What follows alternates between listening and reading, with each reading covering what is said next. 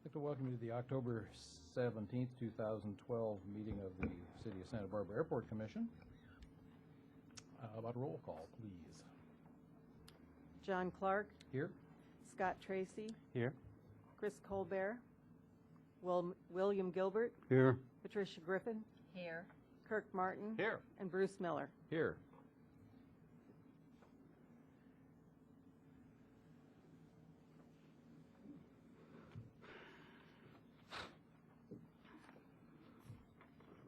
No, I'm seeing where to start. Oh. At the beginning.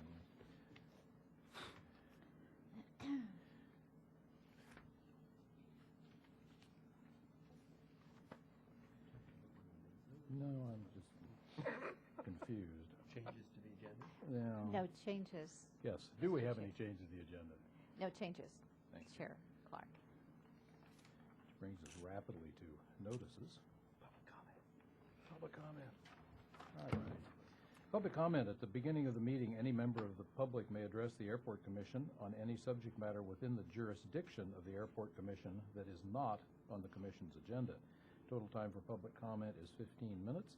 If you wish to address the Commission under this item, please complete and deliver to the Airport Director before the meeting is convened a request to speak. Do I have any slips? I have no slips. Thank you.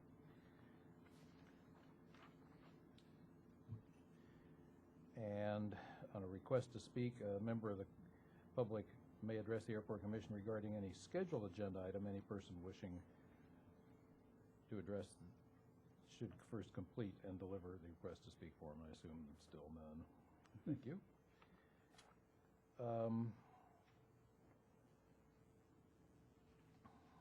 Now.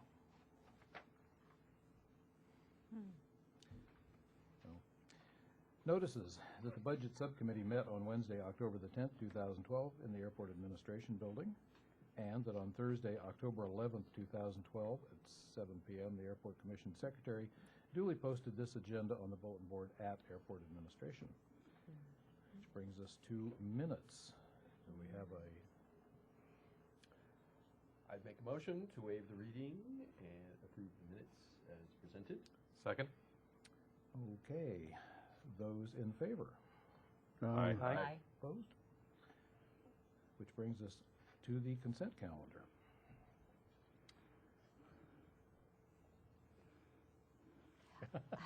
The property manager report is the only item this Okay. month for the consent calendar. Okay, fine, which will do it. Yes. I'll make a motion we accept the consent calendar as submitted. I'll second. Okay, those in favor? Aye. Aye. Aye. Liaison reports. I don't I don't see see either of our any. liaisons. Okay. Which brings us to the administrative report. Okay. Our first item tonight is the airport land use compatibility plan, a progress update, and I'll have our airport planner, Andrew Vermont, provide an intro and an introduction.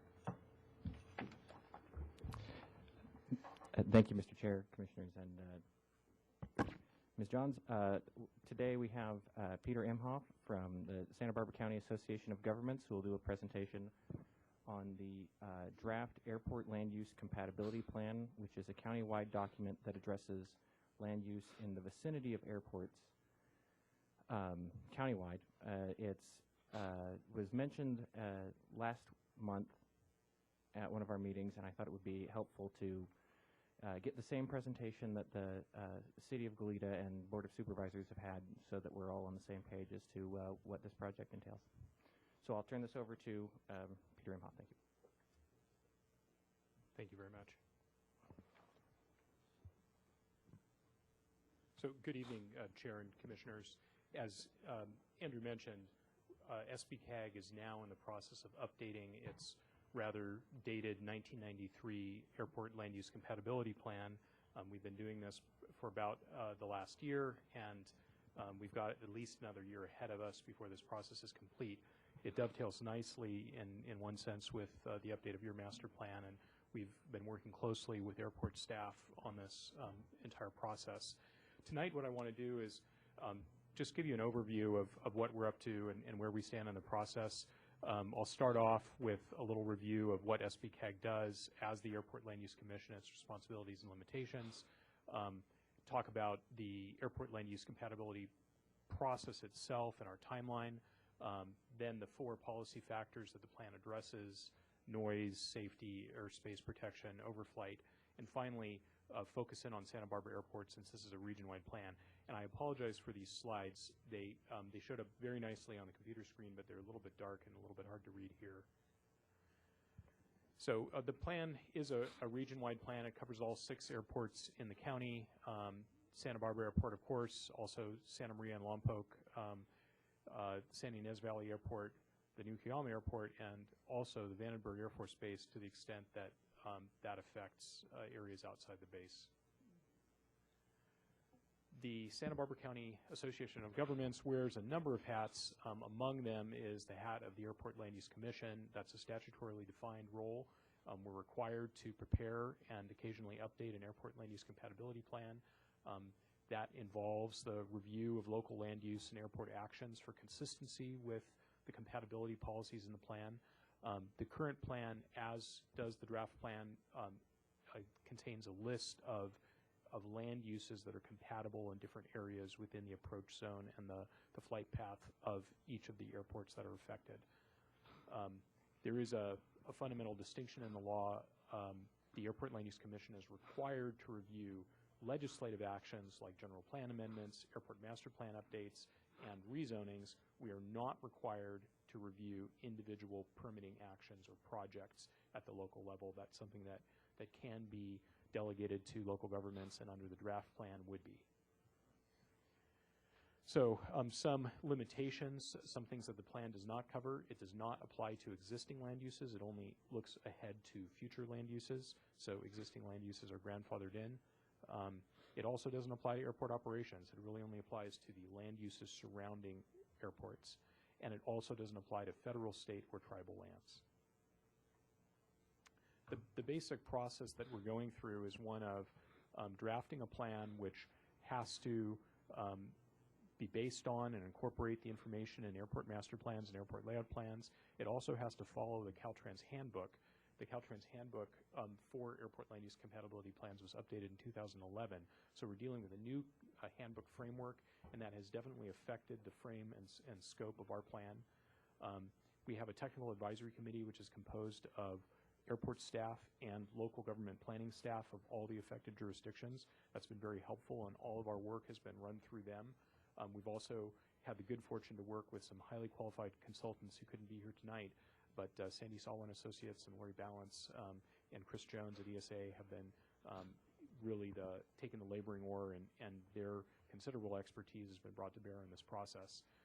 We take input from public and stakeholders, and then working through our board acting as the Airport Land Use Commission, they review the draft Airport Land Use Compatibility Plan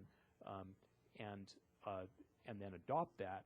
Following adoption of the plan, local agencies, including airports, have to implement that plan to the degree that there's anything that isn't in sync, and we have to recertify local general plans as consistent with the new plan. Local governments do have the option under the law to overrule a airport land use compatibility plan with a 2/3 vote. So that's an option for local governments who don't like what they see in what comes out of this process.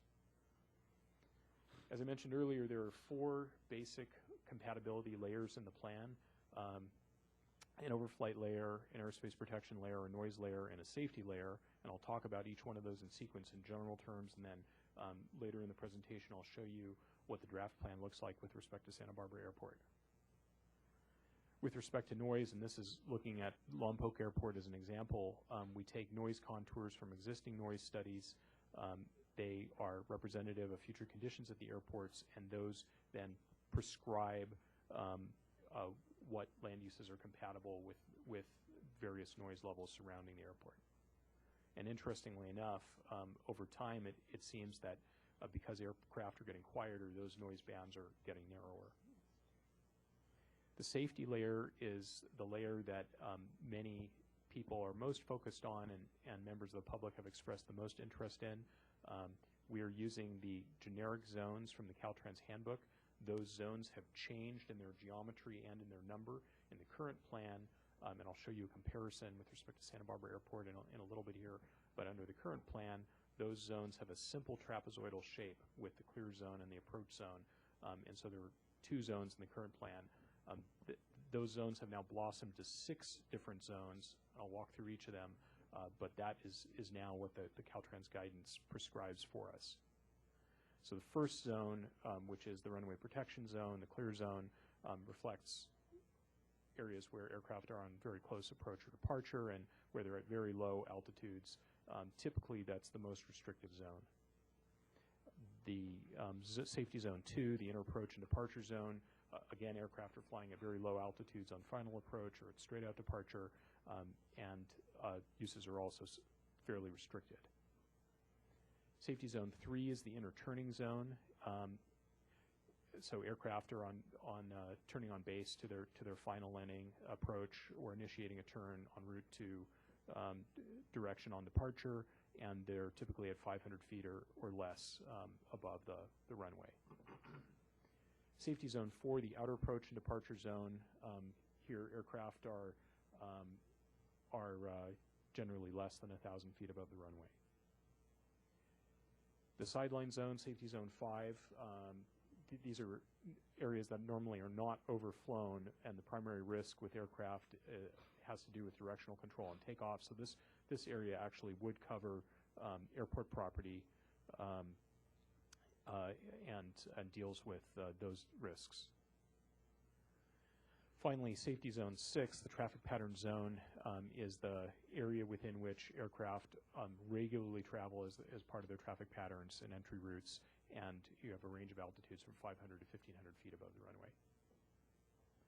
The next basic layer is the airspace protection layer. This is essentially a height restriction that's based on Part 77 surfaces. You can think of this as kind of an inverted cone that comes out from the airport. So the farther you get away from the airport, the higher the height restriction is. Then the overflight layer is a composite layer that's based on flight tracks and airport operations, as well as community factors like noise complaints, and that's different and specific for each airport. Within the draft plan, as I alluded to, there is a list of uses that are compatible both with respect to the noise layers and with respect to the safety zones. It's in the format of a matrix, and we don't have the entire matrix here, but the entire draft plan is available online if you're interested or constituents are interested.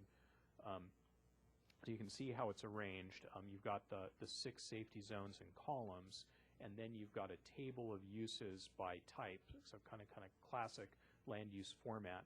And we have a color-coded approach where we distinguish between uses that are compatible in the green, uses that are incompatible in a given zone in the red, and then uses that are conditionally compatible in the yellow.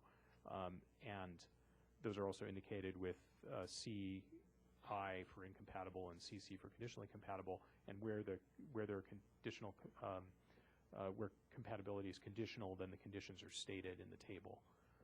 We also list maximum intensity of uses in terms of population density, people per acre, and the draft plan will state a consistent methodology for determining population density that would be applied then region-wide to all airports, and hopefully remove some ambiguity in the application of the plan.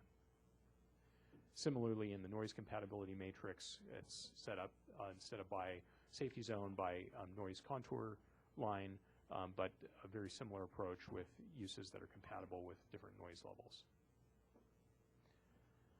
As I mentioned, this update process has been guided and directed by a technical advisory committee, and we've had participation, as I mentioned, from the airport operators and the airport staff and the local jurisdictions. But in addition, Caltrans Division of Aviation has participated, and Vandenberg Air Force representatives have participated as well. So it's been very helpful to have all those voices at the table. Our process to date, we started off this process early this year in February. We met with all the airport operators. We exchanged a lot of information. We had a series of meetings with our technical advisory committee to go over some of the core issues before we began drafting.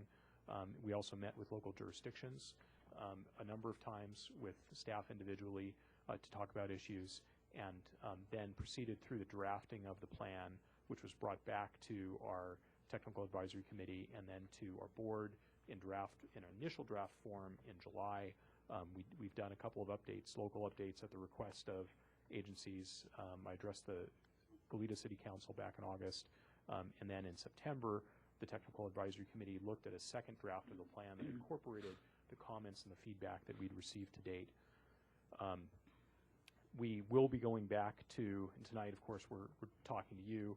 We will be going back to our board at a future date. We had hoped to be back there this month, but we were not ready to bring that back yet. But as soon as our draft is ready again and we've addressed further public comments that we've received, we'll be going back to our Airport Land Use Commission with a final draft plan.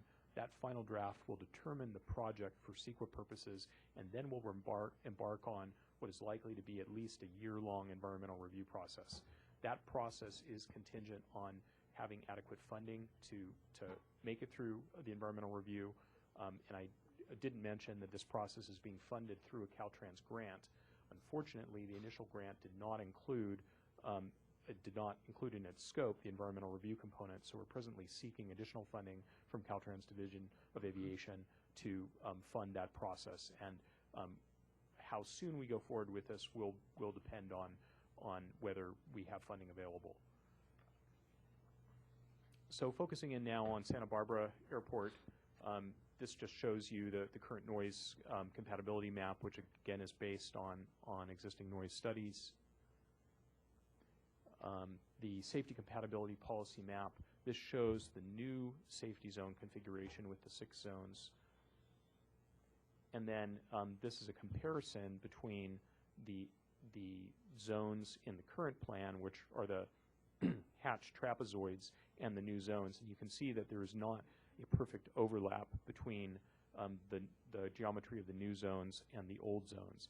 And that's causing a lot of interest and some consternation, especially among residents in the city of Goleta. That's something which we would like to address, and we want to understand exactly what the effects of this plan would be. So as part of the environmental review, we've committed to do a parcel level analysis to understand exactly how properties would be affected surrounding the airport. We are limited in our flexibility in this process because of the Caltrans handbook and the guidance in that handbook. There's only so much we can do without deviating from the handbook. And since Caltrans does have to approve this plan, we are required to follow that guidance.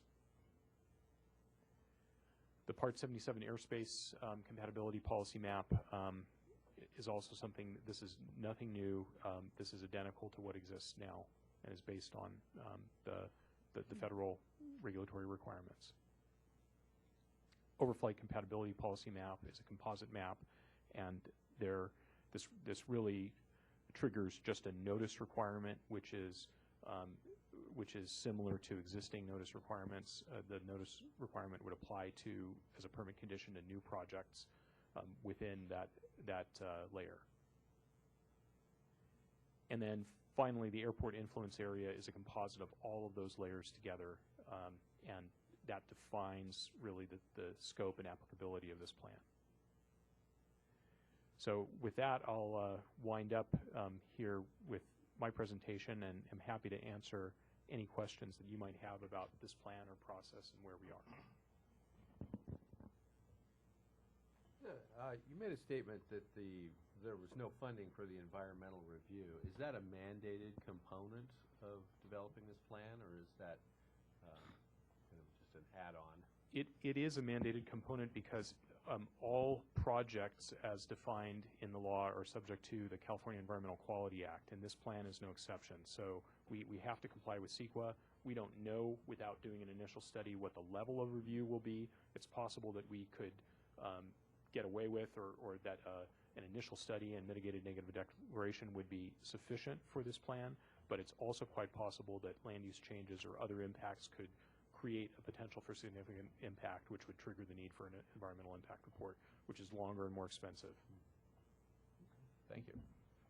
Can you tell us any of the interests or potential interests and/or contentions of the areas that you're studying, of the slight variances that you showed us on the one map, in particular as to the change in direction on those?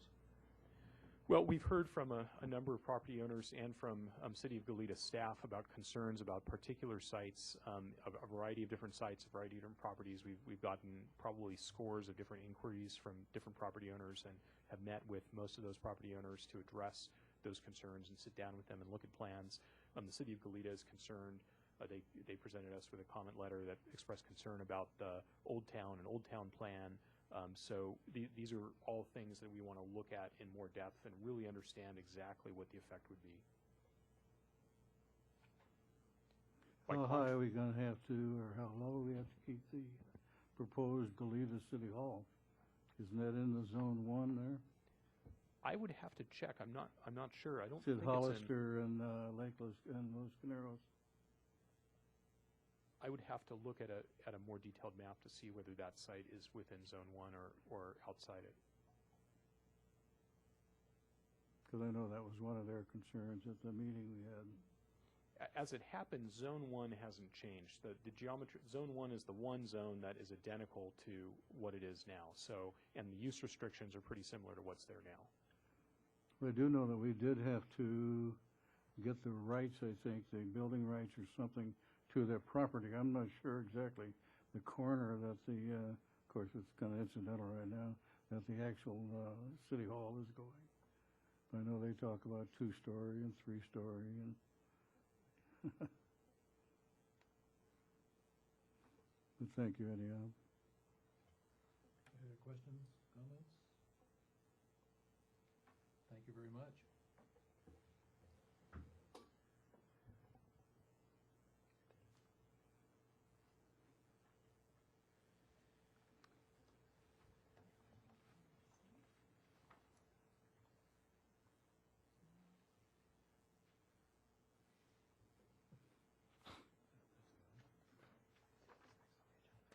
Okay, ready? No, the question is, are you ready? I'm always ready. This is item number 7, city reserve policies. And as those policies affect the airport, I wanted to give Airport Commission an update on some of the changes that have taken place with a new resolution. You'll recall that City Council established mandatory policy reserves in 1995. At the time that they established the reserves, they didn't actually have a plan to use them, or if you use them, how to repay them or to replenish them. So in the budget cycle that just took place, City Council directed the finance staff to look at the reserve policies that we have and to come back and to provide additional information on their use, how they're to be used, and if they are used, how to get them repaid. There's no particular changes to the enterprise funds. We still comply with the city's policies as far as the reserves go, but there are some specific details on the use that we'd like to mention. The first one used to be called Economic Uncertainty, and now it's called Disaster Reserve. That's the one that's calculated at 15% of the operating budget, and it's restricted now to natural disasters, and those could be state, federal, or local, but it has to be a declared disaster. And then it can only be used after you've used everything else, and then you come and you use this particular reserve. The contingency reserve now used to be called future year's budget, and that was in case of a calamity or an economic downturn that you just couldn't handle, and this one's calculated at 10% of the operating budget for the current fiscal year. And then once again, if you're going to use it, then you really do need to come up with a plan on how you, if you've exhausted everything else that can be done, looking at new revenues, looking at budget reductions before you go and use this particular fund.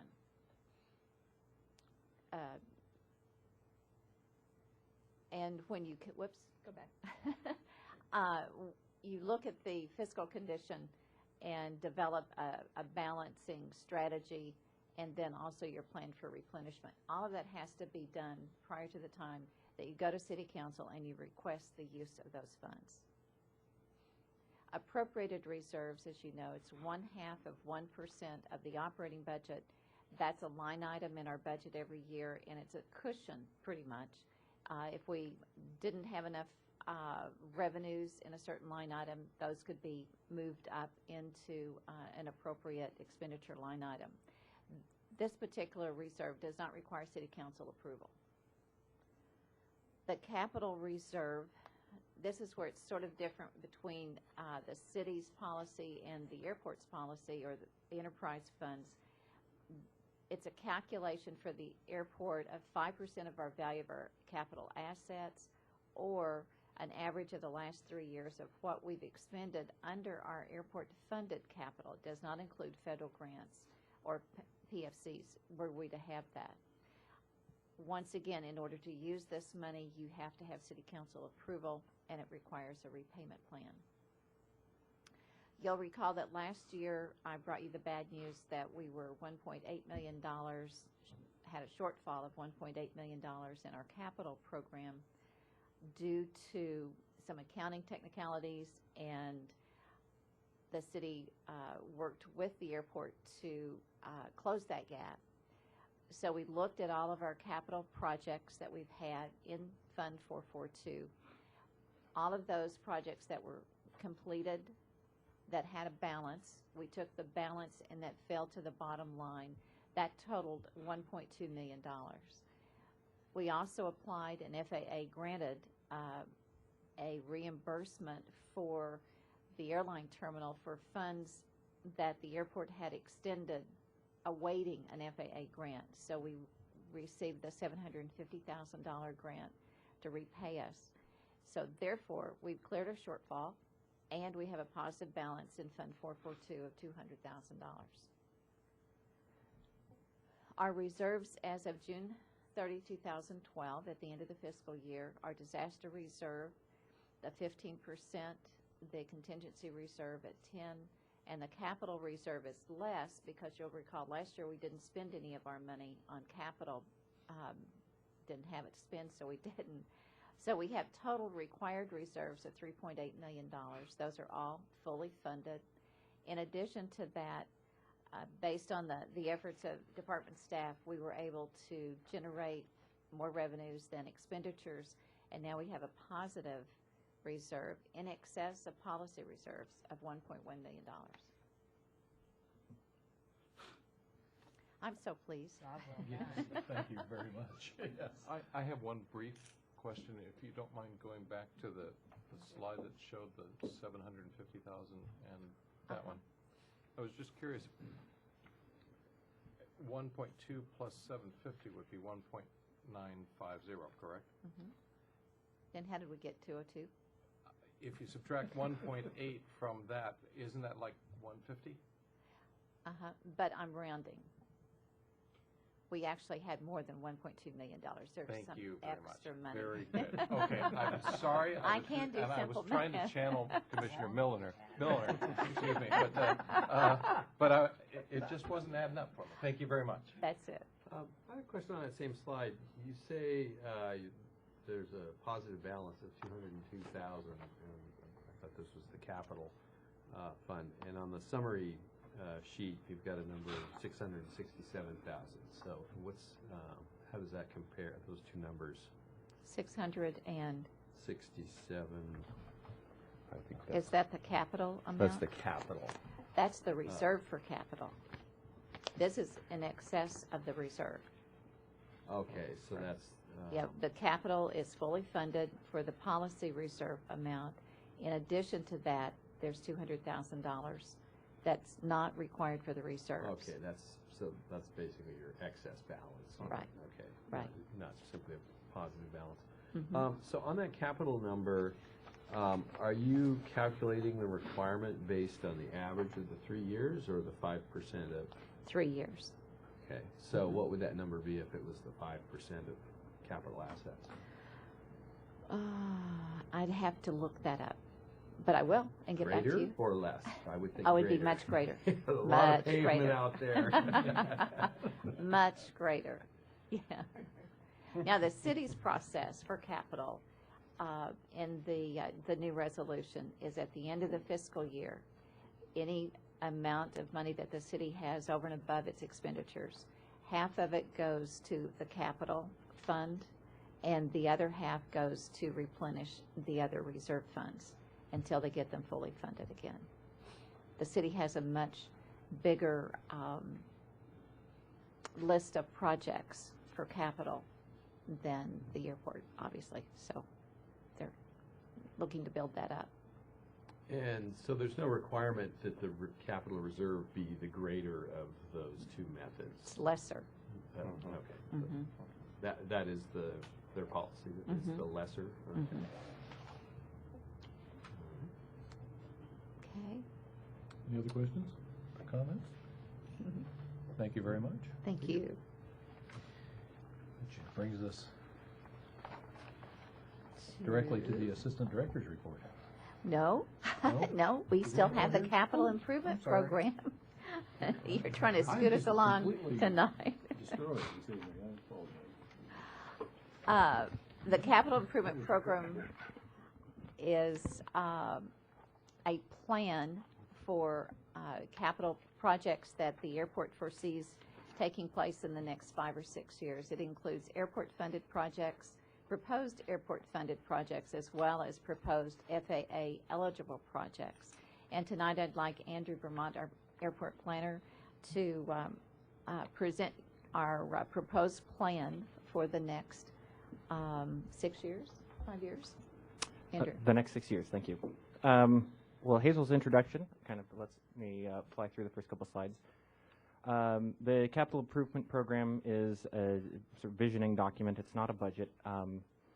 It addresses the proposed capital projects for the next 6 years, capital projects being anything that is purchased or constructed that has a value of over $100,000 and a life expectancy greater than 5 years. We prepare this biannually as part of the city's 2-year budget process, and these generally include the maintenance of existing assets, airfield improvements, and improvements to tenant properties. So this is a pretty convoluted process in advance of another big process, the city budget. Right now we're still pretty early in the process. After Airport Commission's review, it will move on to Planning Commission at just before the end of the year, and will, according to city charter, needs to be before City Council before, well, in February, because they need to see it 3 months before budget. So the intent of this is not to identify specific plans or for construction, but to provide general guidance as to how the airport will construct projects in the next 2 years to be incorporated into the capital budget, and then in the future 4 years in case we happen to have additional resources that we can spend on future projects. A change this year is straight from the city administrators. We're supposed to include projects that are on a wish list, to be aspirational and to dream big. So we're going to include a lot of things that are not necessarily funded, but these are things that we would like, and should funds arise, we would then have a plan for how to use those. For tonight, we're going to focus on the first 2 years, because those are the ones that will be incorporated in the capital budget and have probably the most weight. For next fiscal year, we're looking at approximately $4 million, mostly federal funded. And then in fiscal year 2015, about $7 million, again, primarily federally funded projects. So these are the projects for those 2 years that we are suggesting, and I'm going to go through these hopefully quickly. And we'll start with the locally airport funded projects. The first being the environmental review for the airport master plan. As we just heard, you need to prepare an environmental impact assessment of some sort as part of a plan adoption. So if we want to use our master plan, we have to do this. So that's. We also need to maintain our leased buildings. We plan on doing this every year. We also have identified that the emergency generator at the terminal is a bit of an attractive nuisance. Some people have complained about the way it looks outside the windows, so we're going to create some sort of aesthetic treatment. We will also be maintaining our airfield. I think that's somewhat intuitive, but that's something that we need to include. We also need to paint and repair cracks in the terminal, the historic terminal. When it was relocated and when the ground was supported for it, there was some cracking in the stucco, and we'll need to repair those cracks and do a repaint. Also be maintaining our streets. I think that's also fairly intuitive, but that's something that we need to do annually. And we'll move on to sort of the more expensive projects. Those are the ones that are FAA funded. The FAA funds them 90%, and then it's 10% match from the airport department. The first one is, this is the second phase of one that we're currently doing in this fiscal year, is the rehabilitation of taxiways C, H, and J. So we will continue that as a multi-year project. We're also looking at a flip flow passenger gate on the north side of the airline terminal. This will save people deplaning from gate 5 from going upstairs to go back downstairs to get out. They can then go straight to the sidewalk if they choose. We'll also be making some security and fence improvements. These are identified by TSA as places where we could improve our fence line. And the relocation of the Security Operations Center to the west wing of this building. That includes some upgrades to locker rooms for airport patrol and meeting space. And we also have runway overlays. They're different projects, but they're pretty much the exact same thing for all 3 of our runways.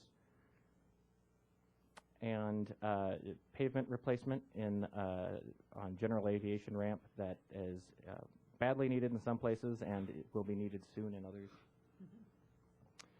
And then we have the later year projects, which I say these projects are more of the wish list sort of projects that we would move up if we had more money, or that we, may never get around to if we never have any money. But I won't. I'll spare you going through each of these. We can discuss them if you'd like. But based on what I've given you, staff's recommending that you review it and make comments that we'll forward then to City Council for their review and approval of the citywide capital improvement program. All right, thank you.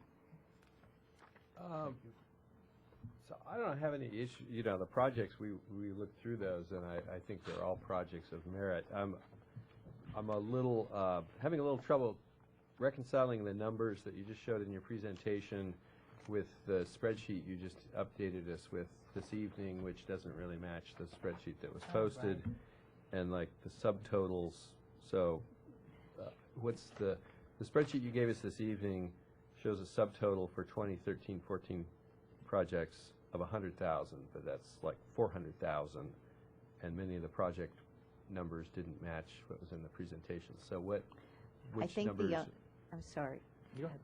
Commissioner Miller, I believe the only project that we scooted off was the Technology Center.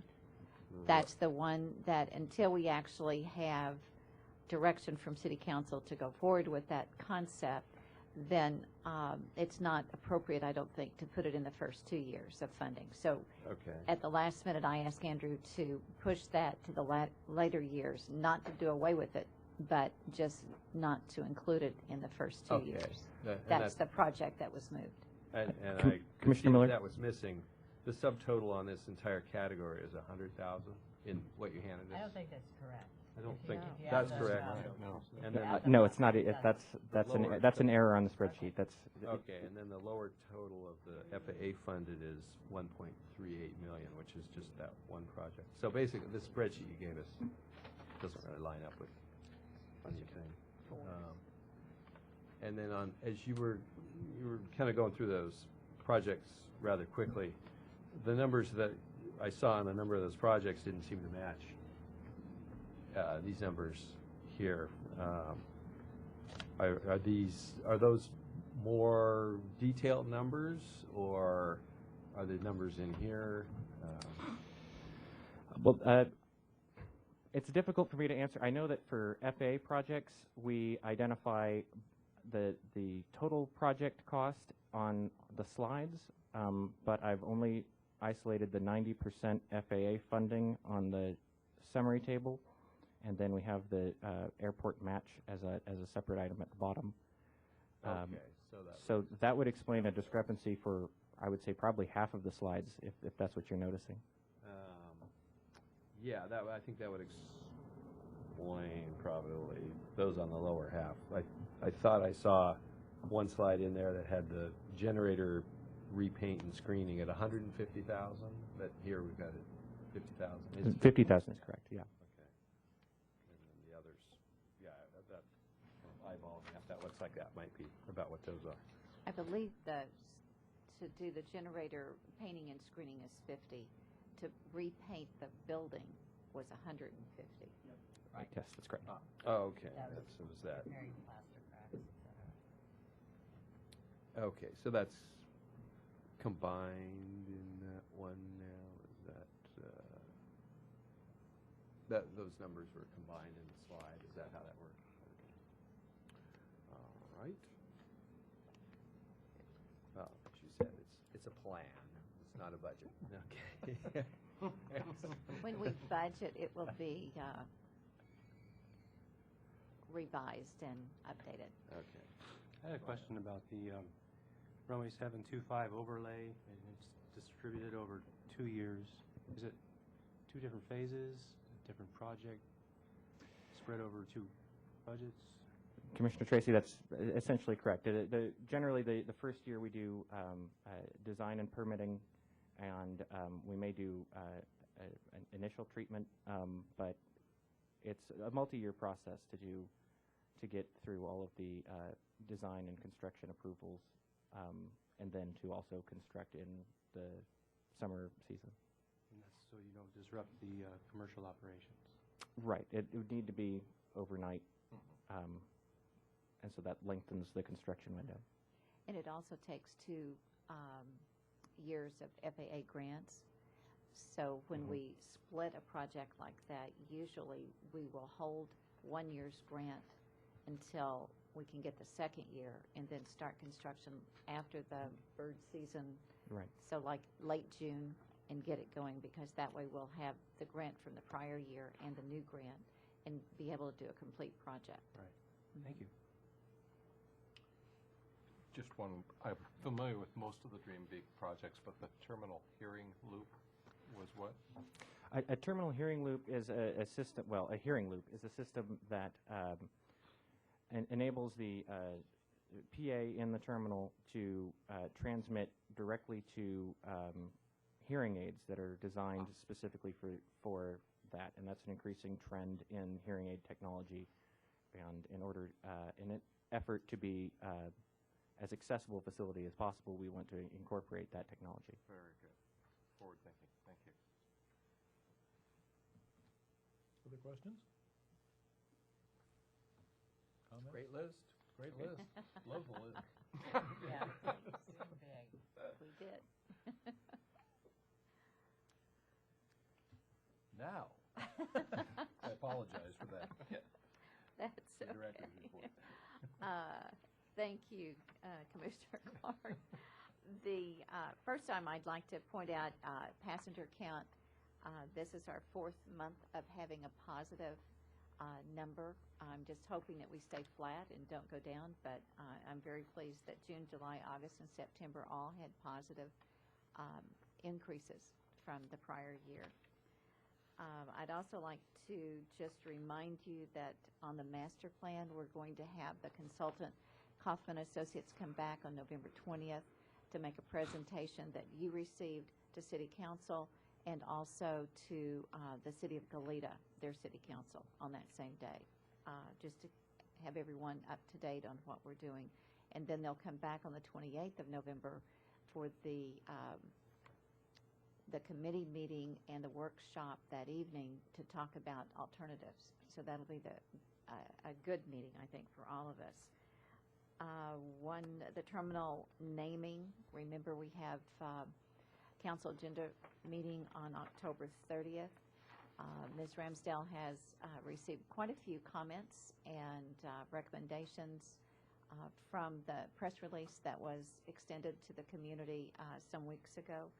So that will be on the agenda, and we invite you to participate and join us that day.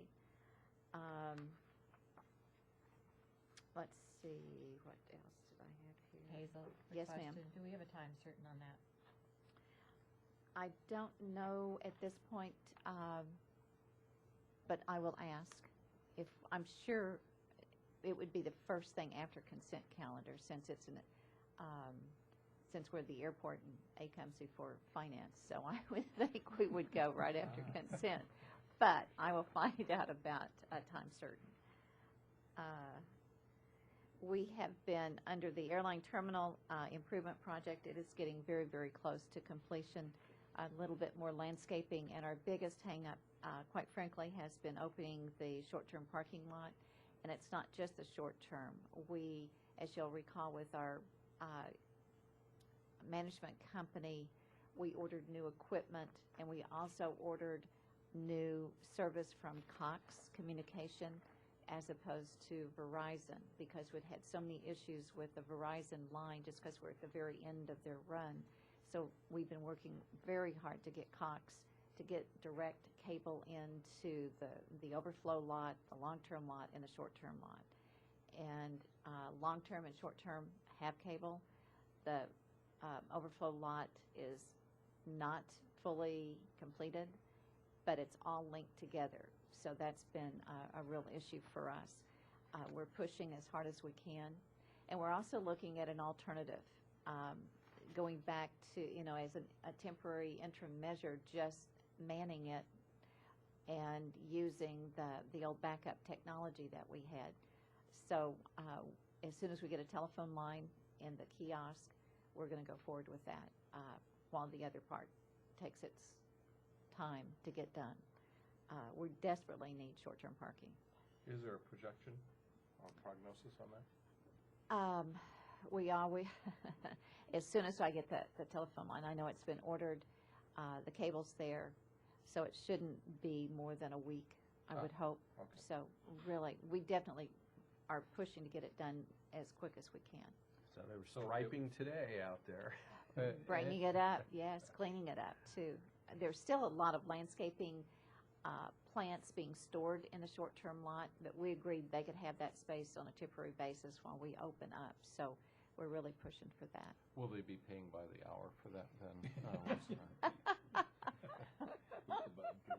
I have an invoice ready to go. And forgive me for questioning on that, but I know that these meetings are also representative to inform the public, and certainly part of our role is to educate, and we do get questions, and that seems to be the most questions that I've heard in the last couple of weeks is what's going on.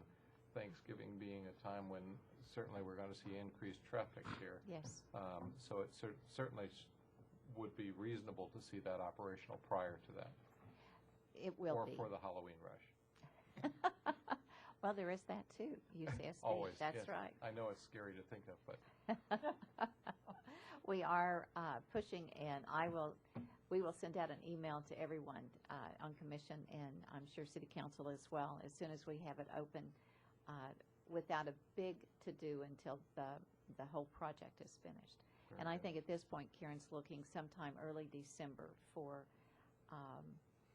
sort of the end of the project and sort of having a gathering for that. So more to And- come. And also further to educate the gift shop storage space remodel project, could you tell us what that is? Yes. When we constructed the terminal, we identified concession space, and we thought it should be all-inclusive. And remember, it was very small space that we had. As it turns out, with the process now of taking all product, regardless of a magazine or a Coca-Cola bottle or a bottle of wine or whatever, or groceries for the restaurant, you have to have it screened. Once you get it screened, it's secured, and then you can use it as you wish. But if you're going to screen it all, you need a place to store it. And unfortunately, in the small spaces that we had set aside for concession space, there's no storage area. They have bins that they store items in, but they really need more space. We had provided space for the gift shop downstairs in the bag claim area where we had identified space for the airlines to use for lost luggage. The airlines aren't using that, so as a temporary measure, that's what we provide the gift shop. That's one step, but once he gets it to the bag claim, he still has to get it upstairs. It still has to be screened, and it has to be an escort, a patrol officer, a custodian. Someone has to escort that product. So we identified a concession area that was not built out in the original design of the terminal, but it had the shell, the perimeter portion of it. And so we are doing a minor construction, putting up some walls, some electrical, and a couple of doors, and that will be used for the gift shop to store their product. Very good. Wished we could have put another concession there, but that's what we're going to do. Well, the great news is they're selling enough stuff to need to store more of it. It's amazing. In September, the restaurant's grocery receipts about $125,000. The gift shop's grocery receipts $78,000. I mean, they really are doing much better than I ever anticipated. So that's good. Good news. And Tracy's point, with fewer passengers than we had in 2008 when we started this feasibility for the terminal. So that's excellent. Mm-hmm. That doesn't really address the entire storage picture in the terminal. I think that was identified in the existing use The master plan. analysis of the master plan, that there was going to be really a requirement for finding a little more storage tucked away in there somewhere. Exactly, and should a new airline come, which we definitely would like to have that happen, trying to find back office space is going to be a challenge as well. We have ticket counter, we just don't have back office space. So, as a reminder too, one more reminder, we are having an air service business leaders breakfast on October 24th, Chase Palm Park. And if you are available, I sent the invite out to the Air Service Subcommittee of Airport Commission for your information. Okay? Anything else? Any other Questions, questions? comments, questions? Thank you. Are we adjourned? We're adjourned.